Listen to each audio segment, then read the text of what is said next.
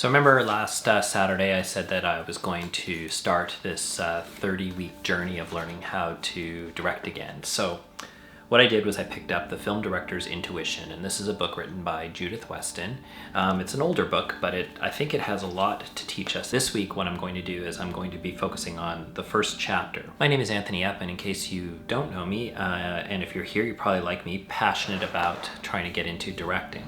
Today we're going to be delving into what's called creative intuition and how we as filmmakers can harness experiences and our own inner voice, if you will, to not just survive, but to also improve our directing ability, improve our communication with actors. And so stick around, this is going to be a good one. Judith Weston, in her first chapter, we talk about what exactly is intuition. And just to summarize what she says, and I do encourage you to go and pick up this book, intuition is the gut feeling that nudges you towards a decision that might not make sense on paper, but feels right in your gut.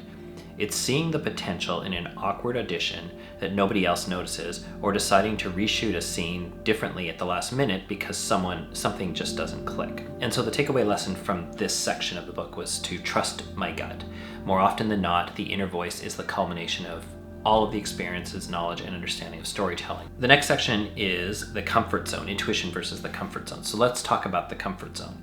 It's a cozy and safe, but also where creativity goes to take an extended nap. True intuition is the voice that urges you to step out of that comfort zone, to take risks, and to tell stories that might not be immediately palatable to everyone. And my takeaway lesson from this section was that comfort is the enemy of creativity. The moments you feel most uncertain of are the moments that you're on the verge of something unique. So that sort of like butterflies in the stomach thing is basically what leads to probably the biggest breakthroughs. The next section is talking about innermost thoughts. This one's big. Our innermost thoughts are raw, unfiltered, and often where most of our original ideas come from. But tapping into them requires us to be vulnerable, to acknowledge and embrace our fears and doubts. And so my takeaway lesson from this section was that my most personal is also the most universal, and not to shy away from exploring and sharing my deepest thoughts through my work, and to not be afraid to be scared, because even though it's scary, it's also where I will find probably the best storytelling. And so if we're looking at section 6, it's not always easy sometimes to tell the difference between what we think, know, and feel, and to know what we think we think. A lot of times this is that whole sense of like, it's just I'm getting in my head too much instead of just letting things happen. And sometimes just taking a moment to relax and soften and tighten the muscles of your face or things like that can be helpful in releasing that in your headness and getting that much needed insight. Of course, sometimes you need more than a moment, and sometimes your subconscious is telling you that you might need like a night off or something to sleep on or to go for a walk. Sometimes a creative problem might need months of percolating before you come up with the solution. If you approach your everything as though you have a beginner's mind and a beginner's luck, it's about approaching it as though you don't think you have all the answers. You don't know anything. And so you trust that the answers will come to you from other people or from your gut or from your experiences. You are giving yourself permission to fail. And that's what the next section is about. It's about that permission to fail. The hard part really with failure is that, especially in film, you don't get too many cracks at the bat. Reimagining failure is to look at failure as a teacher, but it's also one of the most effective teachers because it forces us to confront all of our limitations, to rethink our approaches, and most importantly, to grow. It's important to look at each failure as not as a stop sign, but as a redirection towards a potentially better path. And so my takeaway lesson from all of that is to reframe how I view failure, to see it not as a defeat, but as an opportunity to learn, adapt, and become more resilient. Intuition is crucial, but how do we get better at listening to it? It starts with giving yourself the space to be creative, to make mistakes, and to learn from them. And it's about continually seeking out new experiences, new challenges, and reflecting on the lessons that each of these challenges brings. There's not an end goal to stop to strengthening your intuition. It's a lifelong journey. And embracing it with an open heart and an eager mind is how you get there. So we are responsible for our imagination. One of the interesting quotes that I got out of this book was, there's a prevailing approach to movie and television that if something is wrong with the script, it should be fixed like a broken toaster.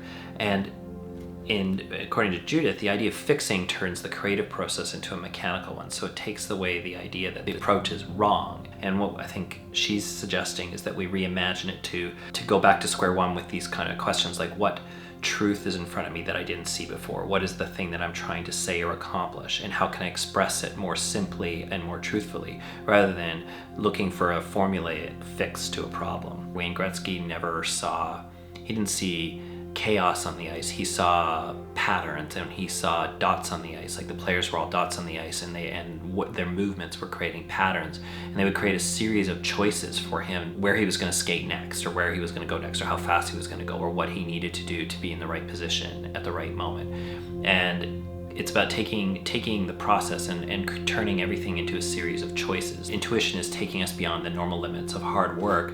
And by letting go, it's letting us see things a little bit differently. It's almost like the Matrix, where you're instead of seeing the chaos in front of you, Neo sees the code, and he sees what the code represents, and then he's able to make a decision based on what the code is telling him. He's in the Matrix.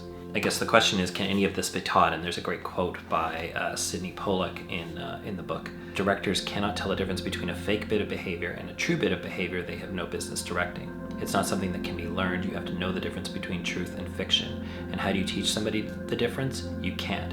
It's something intuitive. You just know it. It's called perception. Somebody is or isn't perceptive. That's all you have as a director, the ability to recognize reality and behavior. And I mean, this sort of is a bit of a fatalist conclusion that says that, you can't just learn this. You have to have it, or you either have it or you don't. And Judith Weston suggested that you might have this innately in you, and what's going on is that you might just not have tools to release it yet. And so what she suggests is that we develop and grow our intuition by making conscious decisions to be open to the idea of intuitive thought. And so I came up with a few exercises that I'm going to try for the rest of the week. They're going to hopefully open up and hone my intuition and creativity. So the first exercise I'm going to do is daily free associative writing. And I'm going to spend 10 minutes each morning writing about whatever comes to mind. It's not about writing something that you're going to publish or something that anybody else is ever going to see, but it's about unlocking your subconscious and letting your intuition flow. So the second thing I'm going to try this week is what I'm calling an intuition walk. And it's basically once a week taking a walk with my camera and letting my instincts guide what I want to film. So this isn't about having any kind of agenda as to what I'm going to go film, just walking around with my camera and then all of a sudden just taking a photo or taking a short video. So this practice, in my mind, is going to help me to see the world through an intuitive lens and look for sort of an unexpected moment or an unexpected beauty, and see if I can challenge myself to look for more and more unexpected beauty. I'm going to have check-in of a failure analysis, and I'm going to start writing down all the things that aren't working or that don't work. When I try something, write down what didn't work, and then try to dissect why it didn't work. Use this practice to cultivate a really good relationship with failure, so that failure is no longer seen as something that stops me, but in fact it creates a catalyst for action. So that's what I'm going to do is try practicing failure and then analyzing why failure happened. So that's what I'm going to start doing this week. I'm going to report back on Saturday about that, and we'll see where that goes. This is, I think, a way of retraining the brain to think of filmmaking as at its core as a process of exploration of stories of character and of ourselves, learning to trust in our intuition, learning from every stumble, and pushing our boundaries towards creative expression. And that's what I'm trying to get out of becoming a director. So until next time, keep creating, keep exploring, and let your intuition guide you.